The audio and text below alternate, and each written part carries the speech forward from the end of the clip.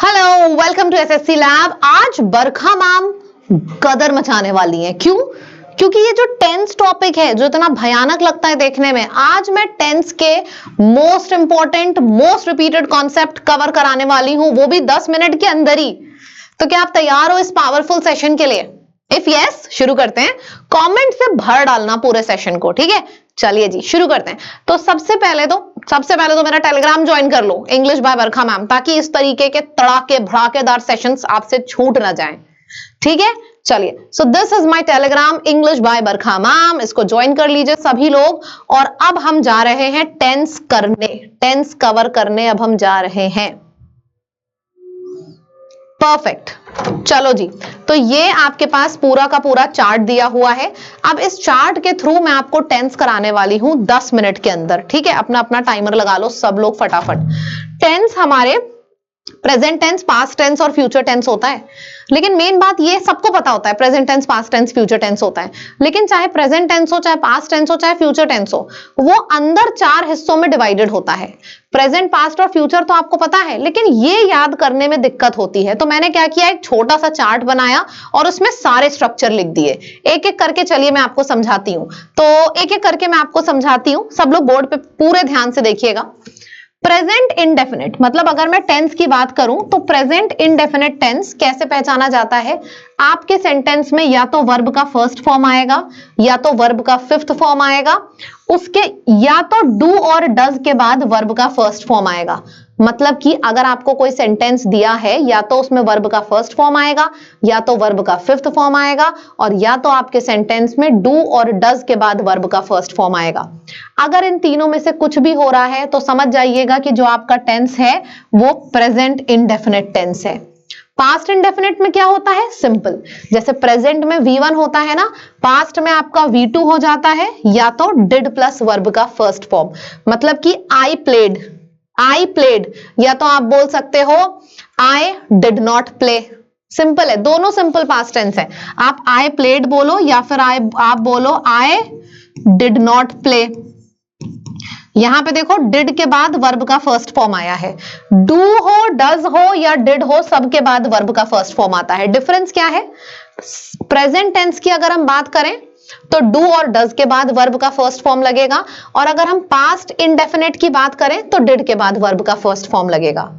Future तो एकदम अलग होता है। विल लिखो, विल के बाद वर्ब का फर्स्ट फॉर्म लगाओ, बस फ्यूचर टेंस हो गया। कौन सा फ्यूचर टेंस?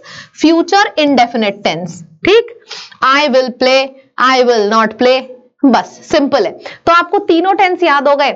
अगर हम बात करें प्रेजेंट इंडेफिनिट तो ये स्ट्रक्चर होता है, पास्ट इंडेफिनिट का ये स्ट्रक्चर होता है, और फ्यूचर इंडेफिनिट का ये स्ट्रक्चर होता है।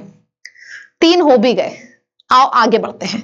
अब आ जाता है प्रेजेंट कॉन्टिन्यूअस की बारी। देखो, प्रेजेंट का मतलब होता है इज, एम, आर, और कॉन्टिन्यू, कोई चीज कॉन्टिन्यूएशन में है, इसका मतलब है आईएनजी आएगा। तो इज, एम, आर के बाद अगर आईएनजी आया है तो उसको हम बोलेंगे प्रेजेंट कॉन्टिन्यूअस। पास्ट में क्या हो जाएगा? पास्ट में वॉज और वर हो जाएगा। वॉज और वर के बाद अगर आईएनजी आया है तो उसको हम बोलेंगे पास्ट कॉन्टिन्यूअस। पास्ट के लिए आ गया वॉज और वर, और कॉन्टिन्यूअस के लिए आ गया आईएनजी। देखो, कॉन्टिन्यूअस है ना, तो तीनों टेंस में आईएनजी आया है। तीनों में कॉन्टिन्यूअस में आईएनजी लगेगा ही लगेगा। प्रेजेंट कॉन्टिन्यूअस था तो इज, एम, आर के बाद आईएनजी आ गया।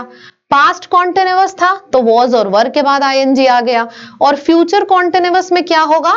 विल आएगा, विल के बाद बी लिखा जाएगा, उसके बाद आईएनजी लिखा जाएगा, ठीक है?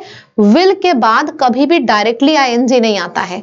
विल के बाद 2 चीजें आएंगी, या तो आपके सेंटेंस में कभी भी याद रखना, विल आया है तो विल के बाद या तो वर्ब का फर्स्ट फॉर्म आ सकता है, विल के बाद या तो बी आ सकता है, और विल के बाद या तो हैव आ सकता है। क्यों? क्योंकि विल एक मॉडल वर्ब होता है।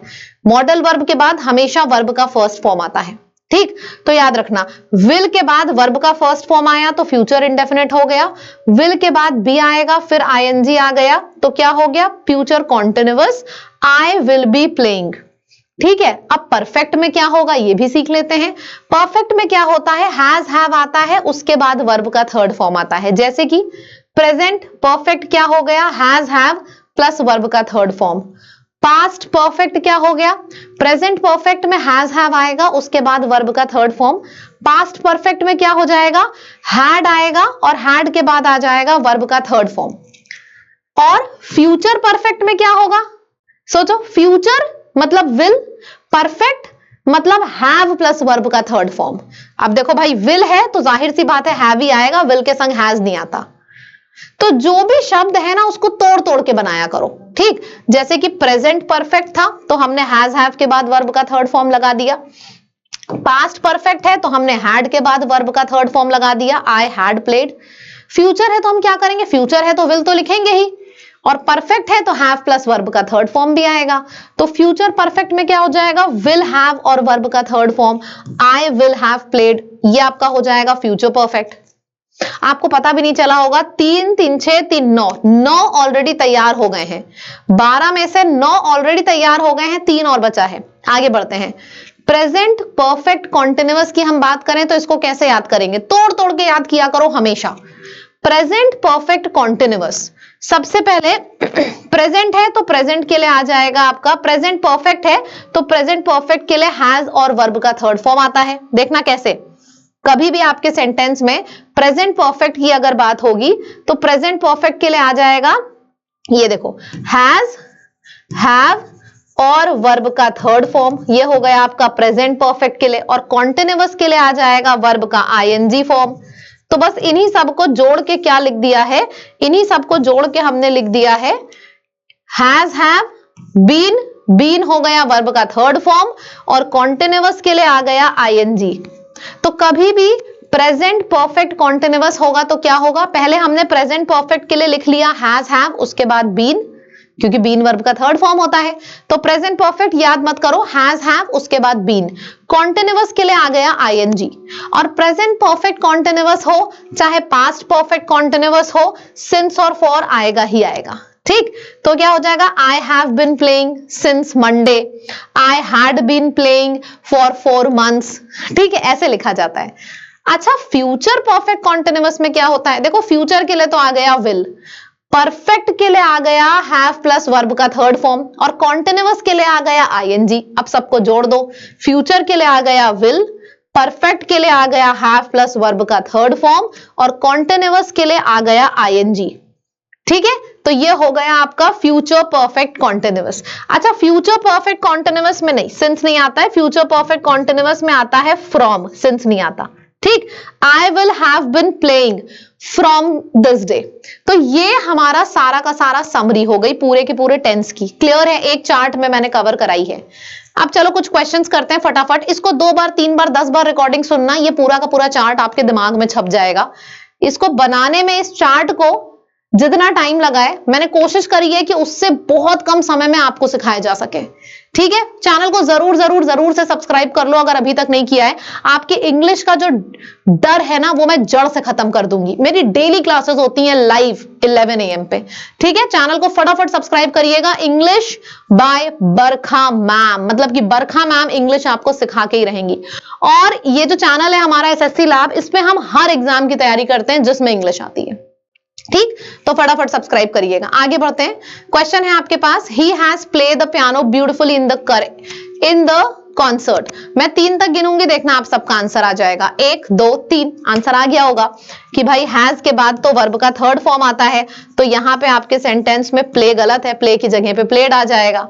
फिर है he will be goes to the market. हमने क्या क्या पढ़ा है कि विल के बाद या तो बी आएगा, विल के बाद या तो वर्ब का फर्स्ट फॉर्म आएगा या तो हैव आएगा।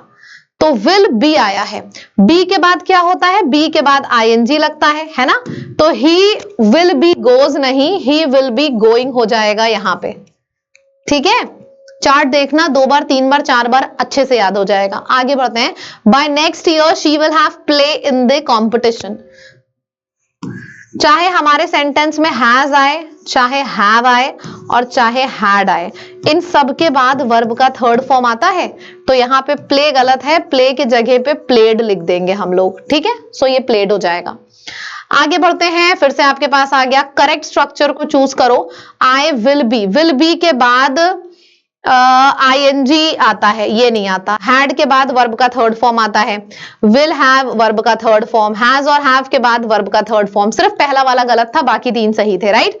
चलिए अब एक काम आप लोगों को करना है, सभी लोगों को मेरे को कमेंट सेक्शन में लिख के बताइएगा कि अगर हम बात करें टेंस की, अगर हम टेंस की बात करें, जो मैंने आपको चार्ट पढ़ाया है, कौन सा ऐसा टेंस है जो आपको कभी नहीं समझ में आया। कमेंट सेक्शन को भर दो, मैं फिर से छोटा सा वीडियो बनाऊंगी और वो डाउट आपके दिमाग से पूरी तरह से दूर हो जाएगा, ठीक है। और 3 दिन का ऑफर चल रहा है, जरूर फायदा उठाइएगा। होली ऑफर चल रहा है हमारी ऐप के ऊपर, लैब पे। हमारी ऐप का नाम है लैब। लैब आप खोलिएगा, चाहे लाइव कोर्सेज पे जाओ, चाहे वीडियो कोर्सेज पे जाओ, हर जगह ऑफर चल रहा है। और आपको पूरी तैयारी करनी है, चाहे एसएससी की करनी हो, चाहे रेलवे की करनी हो, आप इस बैच को ज्वाइन कर सकते हो अपने हिसाब से। अगर आप बैच होली ऑफर में लेते हो तो 1 साल की नहीं 3 साल की वैलिडिटी मिलेगी, और ये सारी चीजें आपको मिलेंगी डिस्काउंट कोड लैब अप्लाई करने में। लैब का सबसे बड़ा फायदा यह है, देखो ऐप का नाम भी लैब है, कोड का भी नाम लैब है। लैब कोड का सबसे बड़ा फायदा यह है कि आपको,